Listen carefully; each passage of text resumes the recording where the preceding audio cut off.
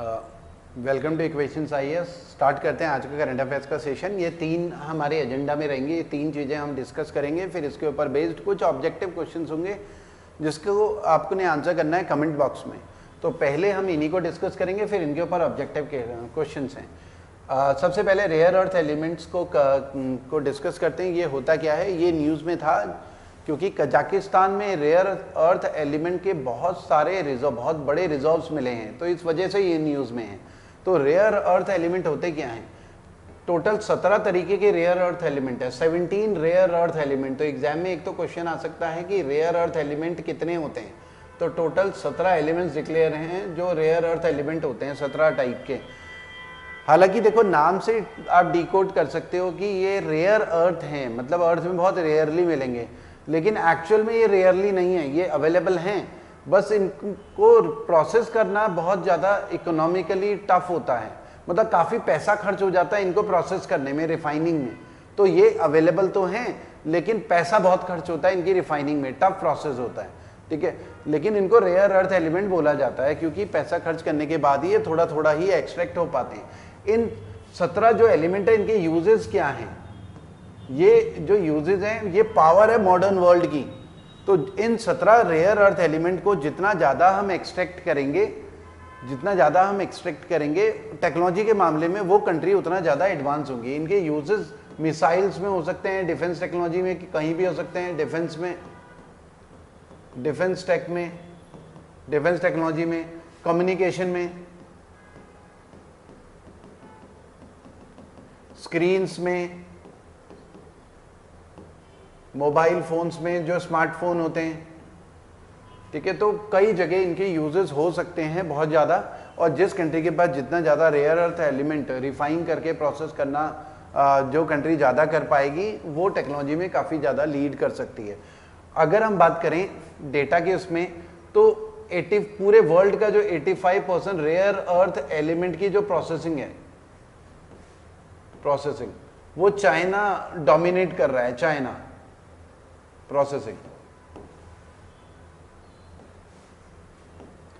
China dominate कर रहा है। एक तो ये आपको पता होना चाहिए कि 80-85% रेयर अर्थ एलिमेंट की प्रोसेसिंग चाइना कर रहा है, और धरती में अवेलेबल है, लेकिन इन्हें एक्सट्रैक्ट करना काफ़ी मुश्किल काम है, बहुत पैसा खर्च होता है टेक्नोलॉजी वाइज भी, ठीक है, काफ़ी मुश्किल होता है, बहुत रिसर्च करनी पड़ती है।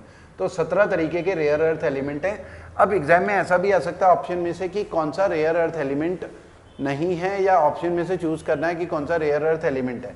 जैसे एक सीरियम एक रेयर अर्थ एलिमेंट है, ज़्यादातर इन सबके लास्ट में ना IUM होगा, 16 के लास्ट में तो IUM है, तो इनके नाम जब मैक्सिमम आपने सुने ही नहीं होंगे इन रेयर अर्थ एलिमेंट के नाम, ठीक है।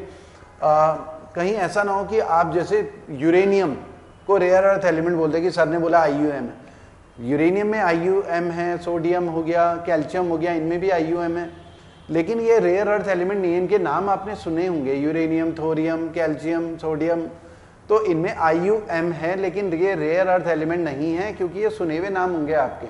तो बाकी कई नाम हैं जो आपने मैक्सिमम ये आपने सुने नहीं होंगे, ये सब रेयर अर्थ एलिमेंट होते हैं 17 तरीके के। तो एक तो ये न्यूज़ में है, डेटा आपको पता होना चाहिए कि चाइना डोमिनेट करता है ग्लोबल लेवल पे। इंडिया में भी, साउथ इंडिया में रेयर अर्थ एलिमेंट पाए जाते हैं, लेकिन इंडिया बहुत पीछे है, उनकी प्रोसेसिंग को लेकर, उनकी रिफाइनिंग को लेकर काफ़ी पीछे है। तो एक तो रेयर अर्थ एलिमेंट हमने करा डिस्कस, दूसरा आते हैं NIA। दूसरा हमारा एजेंडा है NIA हमारा क्या है? National investigation agency. देखिए NIA क्या होता है कि अगर हम बात करें, ये न्यूज़ में क्यों था? पहलगाम अटैक के बाद ये न्यूज़ में था क्योंकि NIA इन्वेस्टिगेशन करने के लिए गया था पहलगाम में। देखिए होता क्या था पहले की, अगर हम बात करें, पहले मान लो कि राजस्थान में कोई बॉम्ब ब्लास्ट होता था पहले, तो राजस्थान की पुलिस इन्वेस्टिगेट करती थी, महाराष्ट्र में होता था महाराष्ट्र की पुलिस, तो अलग अलग स्टेट पुलिस इन्वेस्टिगेट करती थी। तो एक कमी फील होती थी कि एक सेंट्रल एजेंसी होनी चाहिए जो टेरर रिलेटेड या नक्सलाइट अटैक रिलेटेड केसेस को इन्वेस्टिगेट करे। 2008 में जब मुंबई टेरर अटैक हुआ तो तब ये फील हुआ कि नहीं, अब तो सेंट्रल एजेंसी एक बनानी पड़ेगी, क्योंकि अलग अलग स्टेट एजेंसी की पुलिस इन्वॉल्व रहती है, डेटा शेयरिंग हो नहीं पाती स्टेट टू स्टेट, तो केस कई बार क्रैक हो नहीं पाते थे, तो एक सेंट्रल एजेंसी होनी चाहिए। तो 31 दिसंबर 2008 को ये बना था मुंबई टेरर अटैक के बाद। एक तो ये आपको एक डेटा पता होना चाहिए, 31 दिसंबर 2008 के बाद ये फॉर्म हुआ था, इस्टेब्लिश हुआ था, और इसका काम यही है इन्वेस्टिगेशन करना, investigation of cases related to terror और नक्सलाइट अटैक, उनको इन्वेस्टिगेट करता है एनआईए। ये किस किस के अंडर आता है, ये किसके अंडर आता है, होम मिनिस्ट्री के अंडर आता है। तो ये भी आपको एक पता होना, होम मिनिस्ट्री के अंडर आता है, ठीक है। तो होम मिनिस्ट्री के अंडर आता है ये। इसका काम ये ध्यान रखना है, ये एंटी टेरर ऑपरेशंस नहीं करता है, ठीक है। ये केवल जब कोई भी टेरर एक्टिविटी हो जाती है उसके बाद इन्वेस्टिगेशन, सबूत जुटाता है, देखता है, केस को सॉल्व करता है, कौन कौन इन्वॉल्व हैं, क्या है क्या नहीं है, पूरा केस सॉल्व करके इन्वेस्टिगेट करता है। कोई कन्विक्टेड होता है, उन्हें अरेस्ट करना है, एनआईए के कोर्ट होते हैं तो कन्विक्शन भी करवाता है, ठीक है, और चार्जशीट वगैरह फाइल करता है। तो एनआईए इसलिए कई बार न्यूज़ में रहता है, कहीं भी अगर टेरर रिलेटेड एक्टिविटी होती है तो एनआईए ही इन्वेस्टिगेट करता है, अंडर होम मिनिस्ट्री आता है और टेरर रिलेटेड केसेस को इन्वेस्टिगेट करता है। 2008 में ये बना था। तीसरा एफसीआरए में आते हैं, जो आज का एजेंडा है FCRA. FCRA foreign contribution regulation act, foreign contribution regulation act. अरे वीडियो को लाइक जरूर करें, जिन लोगों ने हमारे वीडियो को लाइक नहीं करा है, चैनल को सब्सक्राइब जरूर करें जिन्होंने सब्सक्राइब नहीं करा है, ठीक है। और अब एक हमें मोटिवेशन मिलता है, अगर आप वीडियो को लाइक वगैरह करते हैं, शेयर करते हैं, कुछ कमेंट करते हैं तो एक मोटिवेशन मिलता है, हम आपके लिए और भी इंफॉर्मेटिव वीडियोस लेकर आएंगे, ठीक है। खुल के कमेंट करना जो भी आपको ठीक लगता है वीडियो के बारे में, ठीक है। Foreign contribution regulation act, foreign contribution regulation act 2010 का ये कानून है, 2010 का ये कानून है फॉरेन कंट्रीब्यूशन रेगुलेशन एक्ट। इसका पर्पस क्या था? इसका पर्पस ये था, फॉरेन कंट्रीब्यूशन मतलब फॉरेन करेंसी का कंट्रीब्यूशन। फॉरेनर्स जो इंडिया में ही पैसा जो यहाँ पर डोनेट करते हैं या यहाँ पर पैसा भेजते हैं किसी को, उसको रेगुलेट करना इसका मेन पर्पस है। बेसिकली जो फॉरेनर्स का इंटरफेरेंस है, थ्रू फॉरेनर्स का इंटरफेरेंस हो सकता है थ्रू कंट्रीब्यूशन, ठीक है। वो अपने पैसे के बल पे यहाँ पर हमारी पॉलिटिक्स में इंटरफेयर कर सकते हैं, हमारी इकोनॉमी में इंटरफेयर कर सकते हैं अपने पैसे के बल पे। मान लो कोई फॉरेन कंपनी है, उसे यहाँ पर इंडिया के किसी प्रोजेक्ट को ना रुकवाना है कि इंडिया इकोनॉमिकली बेनिफिट ले लेगा इस अगर पर्टिकुलर प्रोजेक्ट यूरेनियम थोरियम की माइनिंग हो जाएगी, ये वाला डैम बन जाएगा, या फिर कुडानकुलम न्यूक्लियर पावर रिएक्टर से एनर्जी जनरेट होने लगेगी, तो कोई फॉरेन पावर हो सकती है कि ये सारे प्रोजेक्ट रुक जाएं। तो वो क्या कर सकते हैं, यहाँ पर किसी एनजीओ को या किसी इंडिविजुअल को पैसा दे सकते हैं, तो बाहर से फंड ट्रांसफर करेंगे फॉरेनर्स, और फिर उस पैसे के बल पर जो हमारे देश के ही कुछ गद्दार लोग होते हैं, फिर उस पैसे के बल पर फिर हमारे ही प्रोजेक्ट के अगेंस्ट जो हैं वो प्रोटेस्ट करने स्टार्ट कर देते हैं। तो ऐसे कई केसेस हैं, ठीक है, जिसमें बाहर से इंडिया के ही लोग बाहर से पैसा रिसीव करके हमारी ही सरकार के खिलाफ विरोध प्रदर्शन, वो जेन्युइन नहीं होता, कई बार जेन्युइन भी होता है, तो कई बार जेन्युइन नहीं होता, बाहर से पैसे लेते हैं, ठीक है, तब प्रोटेस्ट कर रहे होते हैं। तो इस एफसीआरए कानून का पर्पस सिंपल सा है कि फॉरेन जो इन्वॉल्वमेंट है, जो फॉरेन इन्वॉल्वमेंट होता है उसको रोकना।